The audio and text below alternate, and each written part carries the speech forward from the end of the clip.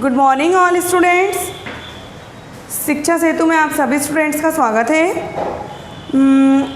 इसके पहले वाले वीडियो में हमने चैप्टर 2 का एक्सप्लेनेशन किया था और आज हम इसी चैप्टर के अभ्यास के प्रश्न उत्तर करते हैं। तो आइए हम स्टार्ट करते हैं। अभ्यास का प्रश्न पहला है हमारा, निम्नलिखित को पृथक करने के लिए आप किन विधियों को अपनाएंगे। प्रश्न पहला है हमारा, निम्नलिखित को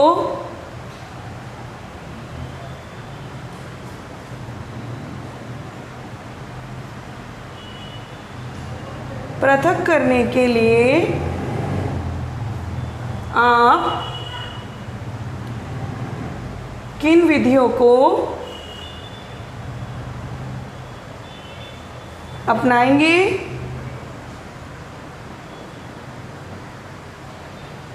ओके, तो इसमें देखते हैं हमारी फर्स्ट हमसे क्वेश्चन पूछा गया है कि सोडियम क्लोराइड को जल के विलयन से पृथक करने में, ठीक है, क्या पूछा है हमसे पहला, सोडियम क्लोराइड को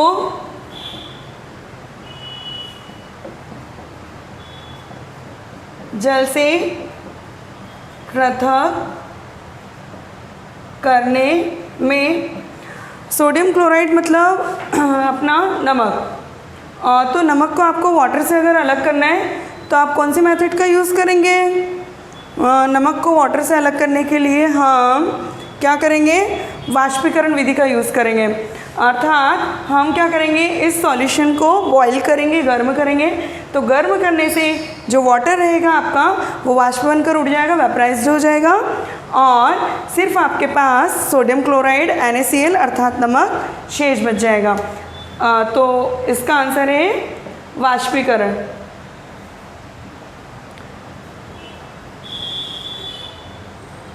वाष्पीकरण विधि का यूज़ करेंगे हम इसमें। सेकेंड, अमोनियम क्लोराइड को सोडियम क्लोराइड तथा अमोनियम क्लोराइड के मिश्रण से पृथक करने में, ठीक है। तो सेकेंड पॉइंट से आप देखते चले, बुक में आप नोट करें, मैं आपको आंसर बताते चलती हूँ और एक्सप्लेन करते चलती हूँ, है ना। सेकेंड हमारा है अमोनियम क्लोराइड को सोडियम क्लोराइड और अमोनियम क्लोराइड के मिश्रण से आपको अलग करना है।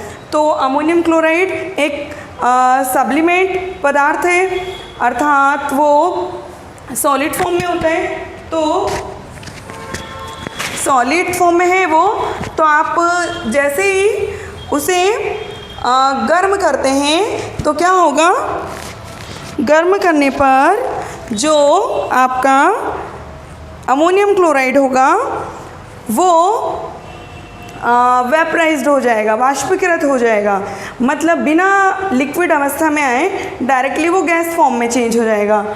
तो आपके पास फिर क्या बचा हुआ रह जाएगा, सोडियम क्लोराइड। ओके, तो अमोनियम क्लोराइड आपका अलग हो जाएगा यहाँ से। तो इस रिएक्शन को, इस अभिक्रिया को हम बोलेंगे सब्लिमेशन और हिंदी में हम बोलेंगे ऊर्ध्वपातन। तो ऊर्ध्वपातन की क्रिया के द्वारा हम इस मिश्रण को अलग कर सकते हैं। ये हमारा सेकंड का आंसर हो गया। थर्ड पॉइंट देखते हैं हम, फिर उसका आंसर देखेंगे। थर्ड है हमारा, लोहे के छोटे टुकड़े को कार के इंजन ऑयल से पृथक करने में।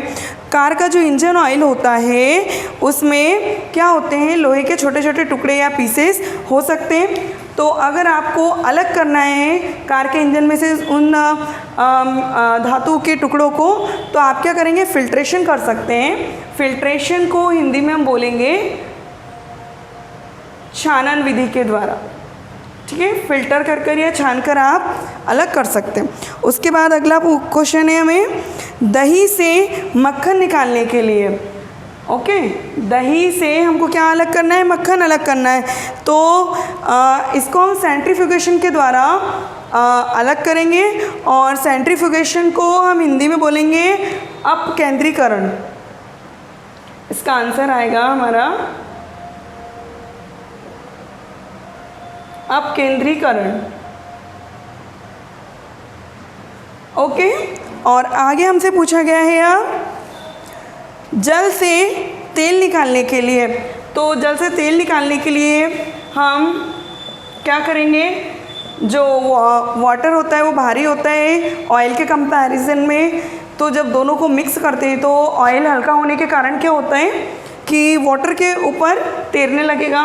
तो इसको हम पृथक्कारी कीप के द्वारा अलग करेंगे। ओके,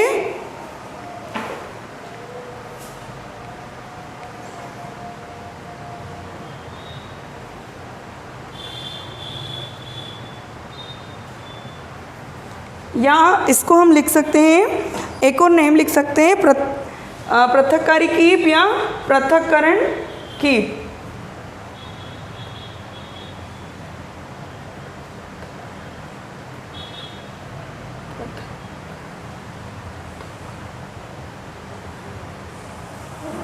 ओके, नेक्स्ट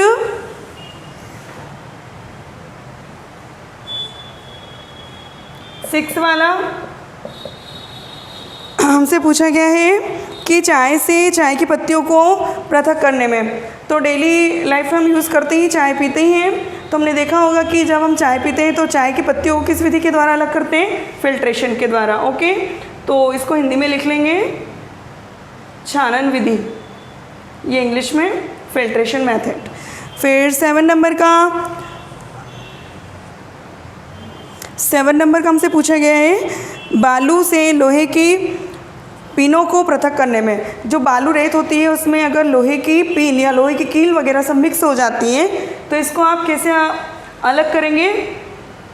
तो लोहा किस ओर आकर जो है चुंबक जो होता है मैग्नेट, वो लोहे की वस्तुओं को अपनी ओर क्या करता है, अट्रैक्ट कर सकता है। तो इस वजह से हम चुंबकीय पृथक्करण के द्वारा हम बालू से कीलें अलग कर सकते हैं। चुंबकीय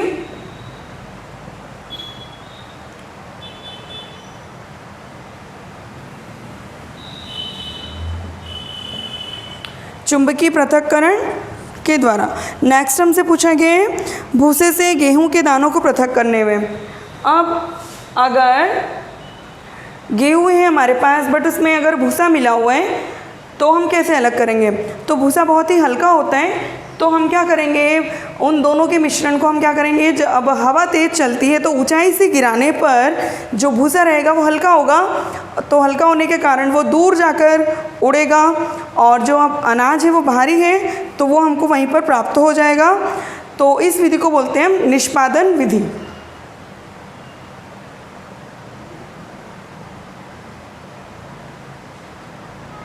निष्पादन विधि के द्वारा हम इसे अलग कर सकते हैं। अगला हमें पूछा गया है कि पानी में तैरते हुए महीन मिट्टी के कणों को पानी से अलग करने में। पानी में मिट्टी के जो कण तैर रहे हैं उसको हमें पानी से अलग करना है, तो इसके लिए हम 2 मेथड का यूज़ कर सकते हैं। एक तो हम कर सकते हैं वाष्पीकरण। वाष्पीकरण करने से क्या होगा, जो वाटर रहेगा वो वेपराइज्ड हो जाएगा, अर्थात वो वेपर के फॉर्म में वहाँ से हट जाएगा, रिलीज़ हो जाएगा, और जो रेत के बारीक टुकड़े हैं वो आपके बचे रह जाएंगे। और सेकेंड हम कर सकते हैं इसी में अपकेंद्रीकरण।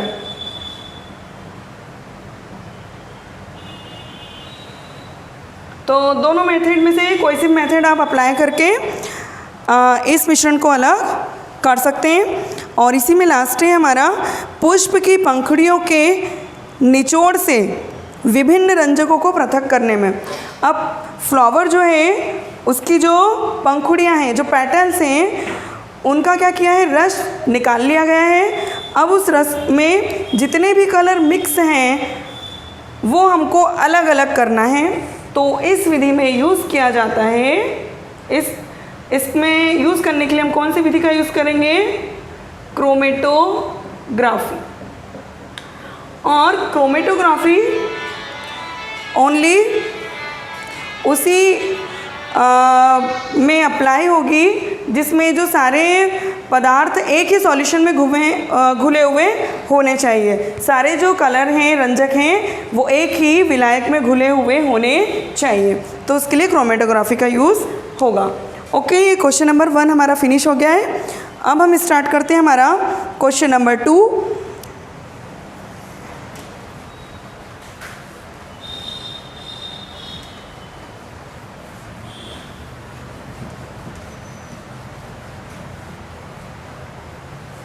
क्वेश्चन नंबर 2 है हमारा, चाय तैयार करने के लिए आप किन किन चरणों का प्रयोग करेंगे? विलयन, विलायक, विलय, घुलना, घुलनशील, अघुलनशील, घुले मतलब फिल्ट्रेट तथा अवशेष शब्दों का प्रयोग करके। आपको इस क्वेश्चन में जितने भी वर्ड दे रखे हैं उन सभी वर्ड का यूज़ आपको चाय बनाने की प्रक्रिया में करना है। हम इसको ऑरली सॉल्व करते हैं। तो कैसे? हम क्या करेंगे, 100 ml वाटर ले लेंगे। तो वाटर हमारा किस फॉर्म में है? लिक्विड फॉर्म में। वाटर में हम क्या करेंगे, चीनी और चाय पत्ती डालेंगे। तो वाटर में हम उन चीज़ों को ऐड करेंगे, इसलिए वाटर जो है हमारा सॉल्वेंट रहेगा, अर्थात विलायक।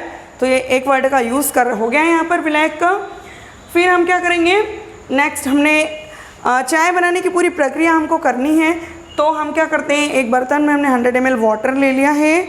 तो water as it is solvent. और फिर नेक्स्ट प्रोसेस में हम क्या करते हैं, उसमें 1 चम्मच हमने उसमें शक्कर डाल दी। ठीक है, तो ये वाटर तो हमारा विलायक था। फिर हमने उसमें क्या ऐड किया, शक्कर ऐड की। तो शक्कर क्या रहेगी हमारा, विलय, क्योंकि हम वाटर में शक्कर को डिज़ोल्व करेंगे। तो ये 2 वर्ड हमारे यूज़ हो गए यहाँ पर। फिर हम नेक्स्ट क्या करेंगे कि जब हमने वाटर में शक्कर को मिलाया तो वाटर में शक्कर जो है वो घुलनशील है, अर्थात वो उसमें डिज़ोल्व हो जाएगी। तो ये हमारा घुलनशील वर्ड यूज़ हो गया। अब और आगे हम आते हैं। अब हम करेंगे, अब इसको पूरा जब हम विलायक में विलय को डिज़ोल्व कर देंगे, अर्थात जब हम वाटर में शक्कर को डिज़ोल्व कर देंगे तो हमारा एक सॉल्यूशन तैयार हो जाएगा, अर्थात हमारा विलयन तैयार हो जाएगा। इन दोनों को जब हम जोड़ देंगे, ऐड कर देंगे तो बन जाएगा हमारा विलयन। ओके, तो ये विलयन वर्ड यूज़ हो गया हमारे लिए। अब हम क्या करेंगे कि अब हम इसमें डालेंगे चाय की पत्ती। तो चाय की पत्ती जब हम डालेंगे और जब पूरी चाय उबल जाएगी हमारी, तो क्या होगा कि जब हम छानेंगे, तो जब छानने की क्रिया करेंगे हम, तो अवशेष बचेगा। अवशेष क्या बचेगा हमारा, चाय पत्ती, है ना, क्योंकि वो कैसी है,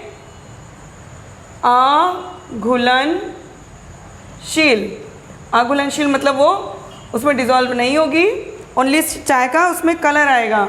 तो अवशेष वर्ड यूज़ हो गया, अघुलनशील वर्ड यूज़ हो गया। अब जब चाय हमने पूरी छान ली तो हमको जो फिल्ट्रेट प्राप्त हो गया, है ना, अवशेष। अब जो कप में जो हमको चाय प्राप्त होगी छानने के बाद, जिसे हम पी सकते हैं, वो हमारा होगा घुलेय, या उसको हम बोलेंगे फिल्ट्रेट। ओके, तो ये पूरे सारे वर्ड का यूज़ हमको सिर्फ करना था। तो इसको आप इजीली, मुझे विश्वास है कि आप अपने स्तर पर इसको कर सकते हैं। नेक्स्ट क्वेश्चन की ओर आते हैं हम। इस चैप्टर के सारे क्वेश्चन बहुत ही इजी हैं। अगला क्वेश्चन है हमारा, निम्न की उदाहरण सहित व्याख्या कीजिए, जिसमें प्रश्न नंबर 4, संतृप्त विलयन। संतृप्त विलयन क्या होता है ये बताना है आपको, फिर इसका आपको एग्जाम्पल बताना है। और इसी क्वेश्चन नंबर 4 में आपको 4 पॉइंट पूछे गए हैं। पहले आपको संतृप्त विलयन बताना है, फिर आपको शुद्ध पदार्थ बताना है, उसके बाद कोलाइड और फिर निलंबन बताना है। तो स्टार्ट करते हैं हम। फर्स्ट, संतृप्त विलयन। तो इसको हम इंग्लिश में सैचुरेटेड सॉल्यूशन कहते हैं। ओके, तो लिख लीजिए आप इसकी डेफिनेशन, किसी निश्चित तापमान पर जब विलयन में और अधिक पदार्थ नहीं घुलता है तो ऐसे विलयन को संतृप्त विलयन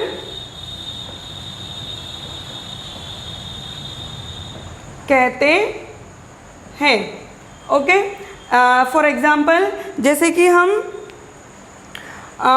वाटर में शक्कर ऐड कर रहे हैं और ऐड करते ही जा रहे हैं, बट एक कंडीशन ऐसी आएगी जब उस पानी में शक्कर घुलना बंद हो जाएगी, तो उस कंडीशन में जो वो सॉल्यूशन रहेगा वो आपका कहलाएगा सैचुरेटेड सॉल्यूशन। और सैचुरेटेड सॉल्यूशन पर टेम्परेचर का बहुत अधिक प्रभाव पड़ता है। यदि आप टेम्परेचर थोड़ा सा बढ़ा देंगे तो जो शक्कर है वो वापस से उस सॉल्यूशन में डिज़ोल्व होना शुरू कर देगी। ओके, तो ये हो गया हमारा संतृप्त विलयन। अगला है हमारा शुद्ध पदार्थ। तो वह पदार्थ जिसमें केवल एक ही प्रकार के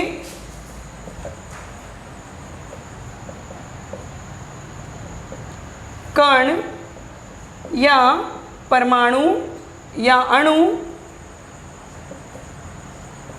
होते हैं, शुद्ध पदार्थ कहलाते हैं। शुद्ध पदार्थ कहलाते हैं। जैसे एग्जाम्पल सोना, चांदी,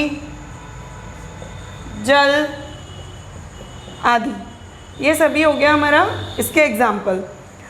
शुद्ध पदार्थ और सैचुरेटेड सॉल्यूशन हो गया हमारा। थर्ड पॉइंट देखते हैं हम। क्वेश्चन नंबर 4 में ही है थर्ड पॉइंट हमारा।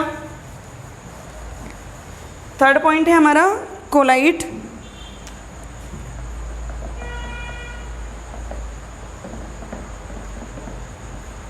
नोट कर लें इसे भी आप।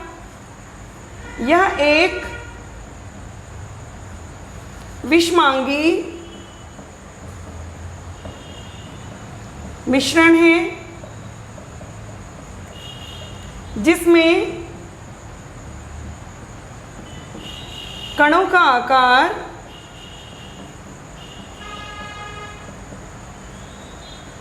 इतना छोटा होता है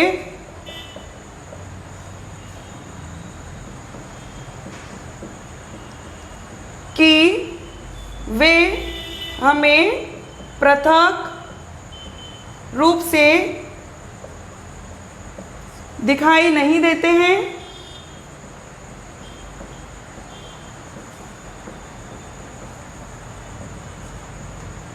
और कोलाइट विलयन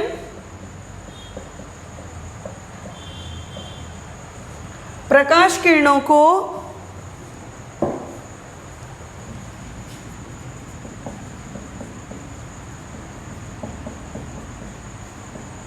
आसानी से फैला देते हैं। ओके, तो कोलाइड की क्या होगी डेफिनेशन? ये एक विषमांगी मिश्रण होता है जिसमें सभी कणों का आकार इतना छोटा होता है कि वो हमें पृथक रूप से अर्थात अलग से नहीं दिखाई देते हैं। और कोलाइड विलयन जो रहते हैं वो प्रकाश किरणों को आसानी से क्या कर देते हैं? डिस्पर्स कर देते हैं, अर्थात फैला देते हैं। एग्जाम्पल इसका इसमें हो जाएगा हमारा, जैसे कि मिल्क है ना, दूध और धुआं। ओके, और इसी में हमारा लास्ट पॉइंट है अब निलंबन। निलंबन की डेफिनेशन देख लेते हैं हम और इसका एग्जाम्पल देख लेते हैं। तो इसमें एक ठोस पदार्थ द्रव में परिक्षेपित होते हैं। इसमें ठोस पदार्थ जो होते हैं वो द्रव में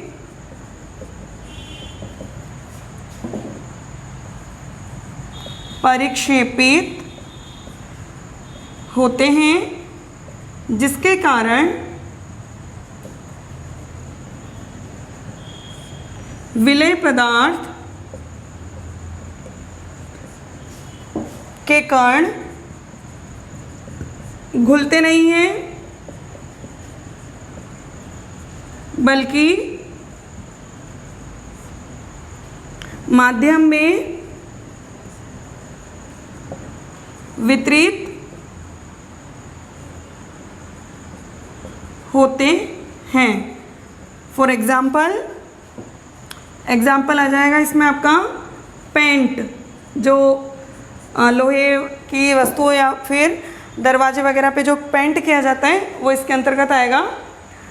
ये हो गया हमारा निलंबन, अर्थात हमारा question number 4 finish. Next question हमारा, निम्नलिखित में से आपको समांगी और विषमांगी मिश्रण अलग अलग बताने हैं कि समांगी मिश्रण कौन सा है और विषमांगी मिश्रण कौन सा है, और इसको सॉल्व करने के लिए आपको उसमें एग्जाम्पल दे रखे हैं, सिर्फ आपको उनमें से छांट कर बताना है। तो स्टार्ट करते हैं हम। क्वेश्चन नंबर है ये हमारा 5 वाला। तो एक साइड हम लिख लेंगे समांगी और एक साइड हम लिख लेंगे विषमांगी। चलिए देखते हैं कौन कौन से पदार्थ हैं। सोडा जल, लकड़ी, बर्फ।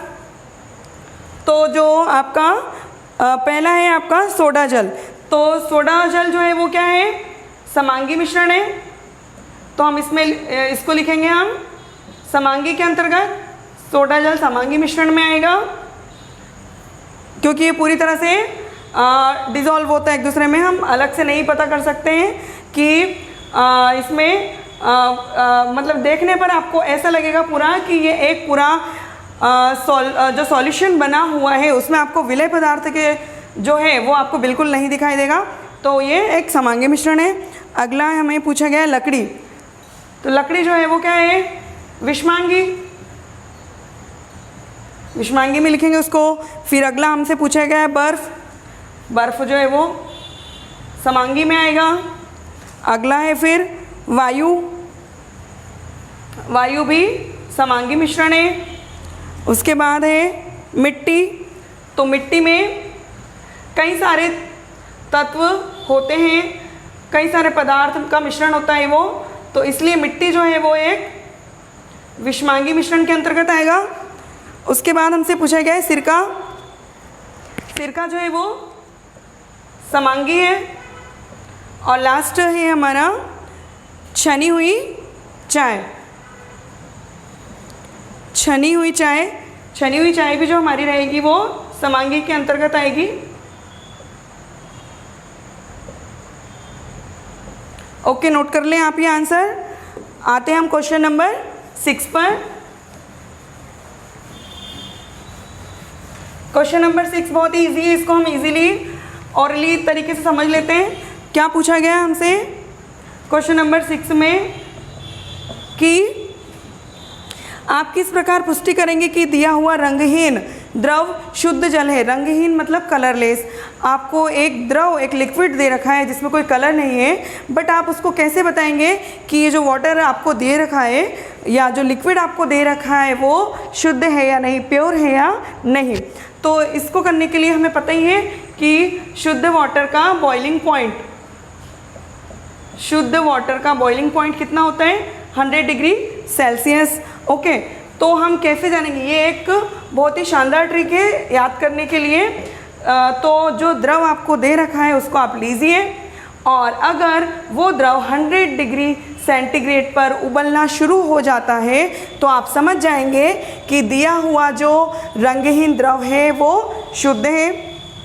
लेकिन यदि उसमें कोई अशुद्धियाँ मिली हुई है तो उसका जो क्वथनांक है, जो उसका बॉइलिंग पॉइंट है, वो 100 डिग्री सेल्सियस से ऊपर की ओर होगा और बढ़ जाएगा। तो और ज़्यादा टेम्परेचर मिलेगा उसको, तब वो बॉईल होना शुरू होगा।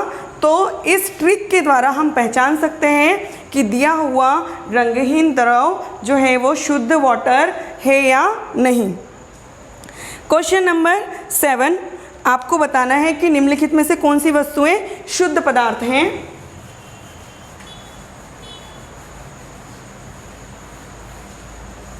क्वेश्चन नंबर 7, आपको छांटना है, तो हम एक साइड लिख लेते हैं शुद्ध और एक साइड हम लिख लेते हैं अशुद्ध।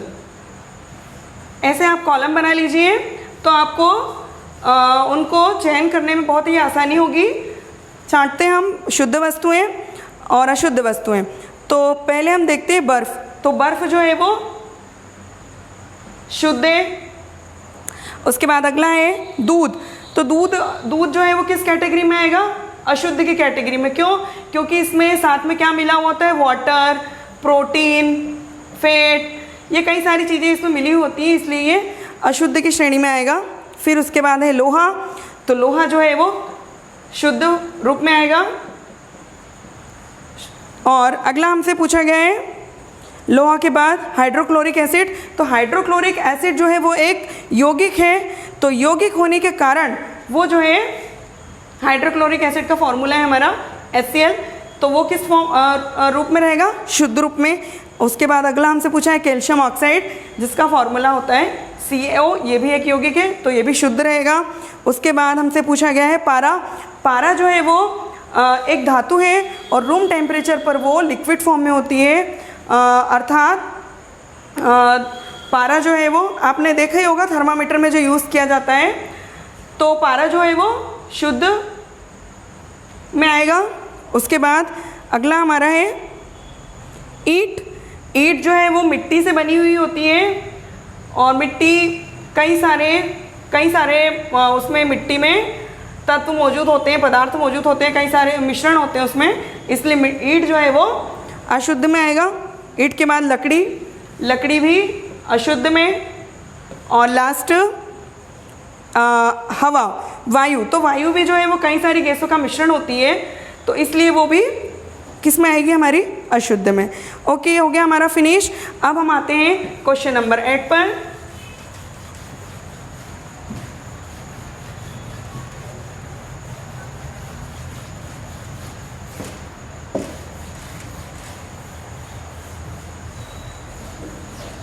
क्वेश्चन नंबर 8 है हमारा, निम्नलिखित मिश्रणों में से विलयन की पहचान करना है। आपको बताना है कि ये विलयन है या नहीं। तो पहला आपको दे रखा है इसमें मिट्टी। तो एक काम करते हैं, पहले हम सारा एक के नीचे एक नोट कर लेते हैं, उसके बाद हमें बहुत आसानी रहेगी। मिट्टी, समुद्री जल, वायु,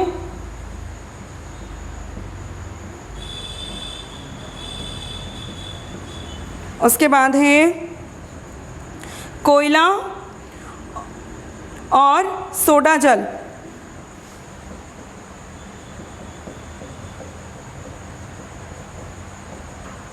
अब जो विलयन है उसके आगे हम राइट लगा लेंगे और जो विलयन नहीं है उस पर हम क्रॉस लगा देंगे। तो मिट्टी जो है वो विलयन नहीं है, समुद्री जल विलयन है, वायु जो है वो क्या है? विलयन है, कोयला विलयन नहीं है और सोडा जल जो है वो विलयन है। उसके बाद हम नेक्स्ट क्वेश्चन पर आते हैं। बहुत ही इजी है वो क्वेश्चन, उसमें सिर्फ आपको टिक लगाना है। क्वेश्चन नंबर 9, आपको ये बताना है कि निम्नलिखित में से टिंडल प्रभाव को निम्नलिखित में से कौन टिंडल प्रभाव को प्रदर्शित करेगा। क्वेश्चन नंबर 9 की जो आपको 4 घोल या सॉल्यूशन दे रखे हैं उनमें से आपको बताना है कि इनमें से कौन जो है वो टिंडल प्रभाव दर्शाएगा। तो इसमें आपको पहला दे रखा है नमक का घोल, दूसरा दे रखा है आपको दूध, तीसरा है कॉपर सल्फेट का सॉल्यूशन और लास्ट है आपका स्टार्च सॉल्यूशन। तो इन चारों में से जो टिंडल प्रभाव दर्शाएगा वो है हमारा मिल्क अर्थात दूध। आप टिक लगा लीजिए उस पर। फिर हम आते हैं क्वेश्चन नंबर 10 पर। क्वेश्चन नंबर 10 भी बहुत ईजी है, उसमें आपको सिर्फ बताना है कि इसमें कौन तत्व है, कौन यौगिक है और कौन मिश्रण है। तो हम एक काम करते हैं, 3 कॉलम बना लेते हैं इसके लिए। ये हमारा क्वेश्चन नंबर 10 है। एक तरफ हम लिख लेते हैं तत्व, बीच में हम लिख लेते हैं यौगिक और लास्ट में हम लिख लेते हैं मिश्रण। ठीक है, पहला देखते हैं हम हमें पूछा गया है सोडियम। तो सोडियम क्या है? एक तत्व है, तो सोडियम को आप तत्व वाले बॉक्स में लिख लीजिए। सेकंड आपसे पूछा गया है मिट्टी। तो मिट्टी आपको पता ही है क्या है? मिट्टी मिश्रण, तो इसको हम मिश्रण वाले बॉक्स में लिख लेंगे। अगला पूछा है हमसे चीनी का घोल। चीनी का घोल क्या है? मिश्रण है। क्यों? क्योंकि उसमें वाटर के साथ शक्कर है। चांदी, चांदी एक तत्व है। उसके बाद अगला है calcium carbonate. Calcium carbonate CaCO3, ये एक यौगिक है जिसका फॉर्मूला होता है CaCO3। उसके बाद पूछा गया हमें टिन। तो टिन क्या है? एक तत्व है। उसके बाद हमें पूछा गया है सिलिकॉन। सिलिकॉन भी एक तत्व है। नेक्स्ट हमसे पूछा गया है कोयला। तो कोयला जो है वो कई सारे पदार्थों का मिश्रण होता है, इसलिए वो किस कैटेगरी में आएगा? मिश्रण की कैटेगरी में आएगा। देन हमसे पूछा गया है वायु। तो वायु भी कई सारी गैसों का मिश्रण है, उसे हम मिश्रण में लिखेंगे। अगला हमसे पूछा गया है साबुन। साबुन भी किस कैटेगरी में आएगा? मिश्रण की कैटेगरी में। कई सारे फैट वगैरह और दूसरे पदार्थ उसमें मिले हुए होते हैं, इसलिए वो मिश्रण में आएगा। नेक्स्ट हमसे पूछा गया है मेथेन। तो मेथेन का फॉर्मूला होता है CH4, ये एक यौगिक है, इसलिए ये मेथेन जो है वो यौगिक के बॉक्स में लिखेंगे हम। उसके बाद हमसे पूछा गया है कार्बन डाइऑक्साइड। कार्बन डाइऑक्साइड का फॉर्मूला क्या होता है स्टूडेंट्स? CO2, ये एक यौगिक है। और हमें पूछा गया है रक्त। तो ब्लड जो है वो मिश्रण में आएगा। ओके, ये हमारा हो गया क्वेश्चन नंबर 10 फिनिश। और अब इस चैप्टर का सबसे लास्ट प्रश्न, जिसमें आपको क्या बताना है कि ये फिजिकल चेंज है या केमिकल चेंज, अर्थात ये जो दिए गए एग्जाम्पल हैं आपको वो भौतिक परिवर्तन के अंतर्गत आएंगे या रासायनिक परिवर्तन के अंतर्गत आएंगे। तो लास्ट प्रश्न आपका है क्वेश्चन नंबर 11, जिसमें पहला हमसे पूछा गया है पौधों का बढ़ना।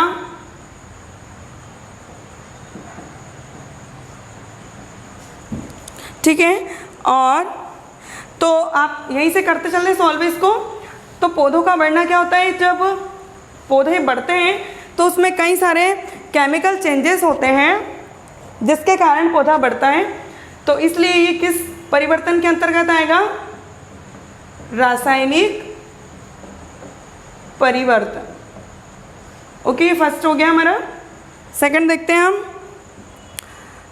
लोहे में जंग लगना।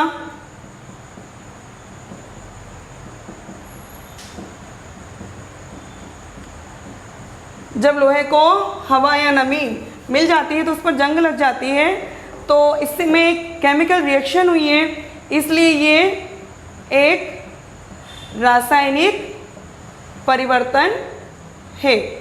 तीसरा, लोहे के चूर्ण तथा बालू को मिलाना। क्या है हमारा थर्ड वाला? लोहे के चूर्ण तथा बालू को मिलाना। तो हमने लोहे का चूर्ण ले लिया और हमने ले लिया रेत जो आती है।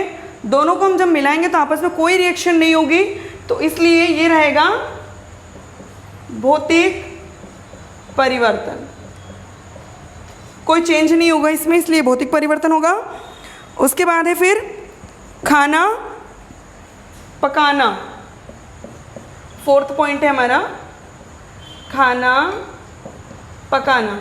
तो जब हम खाना पकाते हैं तो उसमें कई सारे केमिकल चेंजेस होते हैं और एक नया पदार्थ बन जाता है, मतलब जिस फॉर्म में वो पहले रहता है वो फॉर्म में नहीं रहता है, दूसरे फॉर्म में चेंज हो जाता है वो। तो इसलिए ये एक रहेगा हमारा रासायनिक परिवर्तन के अंतर्गत आएगा ये।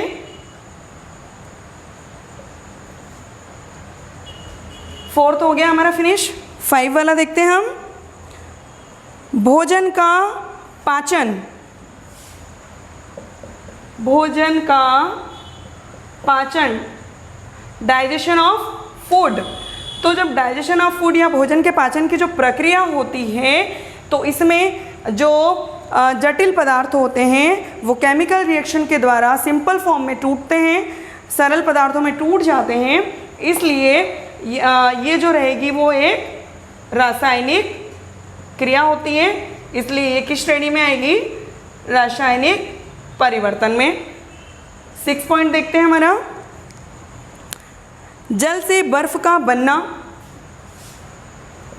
जल से बर्फ का बनना। तो जब जल से बर्फ बनेगा तो उसमें कोई केमिकल चेंज नहीं होगा, अर्थात हम बर्फ से वापस बर्फ को वापस अगर हम टेम्परेचर दें तो उसको हम वापस लिक्विड फॉर्म में कन्वर्ट कर सकते हैं। तो इस वजह से ये कौन सी रिएक्शन रहेगी? फिजिकल रिएक्शन रहेगी। और ये परिवर्तन कौन सा रहेगा? Physical change. तो यहाँ इसे हम हिंदी में लिखेंगे भौतिक परिवर्तन। और सबसे लास्ट हमारा अब इसमें है मोमबत्ती का जलना।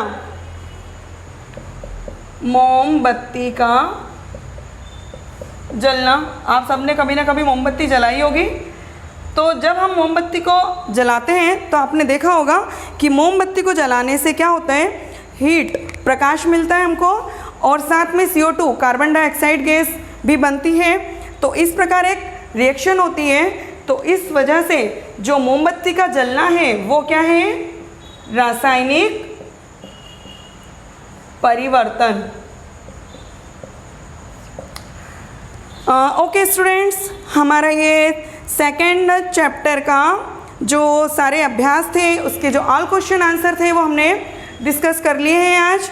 और आप प्लीज़ अपनी फेयर कॉपी में नोट्स बनाते चलें। और यदि आपको वीडियो पसंद आया हो तो प्लीज़ वीडियो को लाइक करें, और शिक्षा सेतु चैनल को प्लीज़ लाइक, शेयर और सब्सक्राइब करें। और आपके कोई भी डाउट्स या शिकायत हो आपकी, या आपको सुझाव देना चाहते हो तो प्लीज़ कमेंट्स बॉक्स में मुझे बताएं। धन्यवाद।